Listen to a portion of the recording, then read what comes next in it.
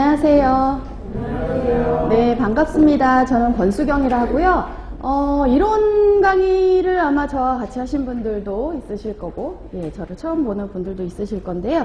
네, 영양사, 우리 지금 이제 모의고사, 최종 모의고사죠. 그래서 4주 동안 제가 이제 문제풀이를 같이 하면서, 문제풀이 하면서 우리가 이제 그동안 이론을 지금 공부를 해왔는데, 그것이 제대로 정리가 다 되어 있는가 이제 확인하는 과정으로 이제 문제풀이를 하는 거잖아요. 그래서 예, 요 문제풀이를 하면서 완전하게 마무리를 하신다고 생각을 하시면 되겠습니다. 자, 영양학인데요. 뭐 많이 들으셨겠지만 우리가 보통 이제 2교시 시험으로 되어 있잖아요. 그래서 이제 1교시에 약 120문제 정도를 풀게 돼요. 근데 이제 120문제가 100분 동안 시험을 보게 되잖아요. 자, 이 120문제를 100분 동안에 푼다는 얘기는 한 문제당 1분이 걸리면 안 된다 소리죠. 문제 읽고 바로 그 보기 중에서 어느 정도는 답이 딱 눈에 띄어야 해요. 물론 이제 하나가 안 띄고 약간 이건가 이렇게 헷갈리는 2개 정도는 눈에 확 띄어야 돼요.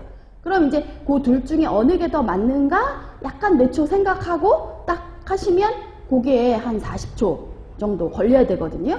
그래서 사실은 그렇게 아주 헷갈리는 문항을 많이 주지도 않고요.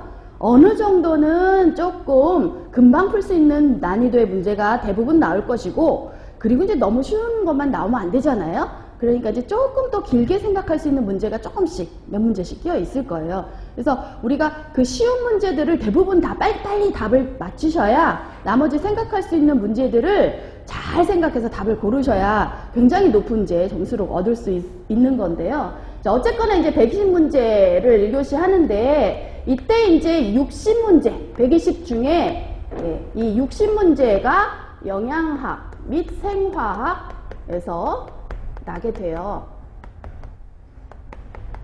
그래서 뭐 보통은 영양소들의 어떤 소화나 뭐 흡수라든지 뭐 아니면은 이제 여러 가지 건강과 관련된 문제 뭐 이런 것들은 아무래도 영양학 파트에서 주로 날 것이고, 생화학은 아무래도 이제 몸 안에 다 흡수된 이후에 몸에서 이용되는 대사적인 것들을 조금 더 많이 물어볼 거예요. 자, 그래서 이제 우리는 이제 요 영양학에 대해서 요 시간에는 이제 문제를 풀어 보실 거고요. 근데 이제 60문제 난다고 해서 사실 30, 30 이렇게 나지는 않아요. 이쪽 파트가 훨씬 더 문항수가 많습니다. 그래서 뭐 이거는 뭐 정확하게 딱 몇 문제 영양학, 뭐 몇 문제 생화학 이렇게 나는 거는 아니지만 보통은 뭐 한 일반적으로 뭐 45 플러스 마이너스 정도? 60 중에 그 정도 비중이라는 거예요. 예. 한 뭐 60문제 중에 한 3분의 2 정도, 많게는 3분의 2 정도까지 영양학에서 날 수 있다. 사실은 굉장히 영양학이라는 게 굉장히 광범위한 내용을 우리가 지금 푸는 거고요. 그 다음에 뭐 영양학, 말이 쉬워요. 영양학이지. 기본 영양, 고급 영양, 뭐 생애주기 영양이 다 포함된 영양학의 문제들이 나게 돼요. 그래서 60문항 중에 약 한 3분의 2 정도의 문제가 날 수도 있다.